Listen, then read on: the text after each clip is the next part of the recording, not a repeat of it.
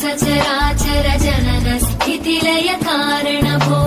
साम्ब सदा शिव शम्भो शङ्कर शरणं मे तव चरणयुगम्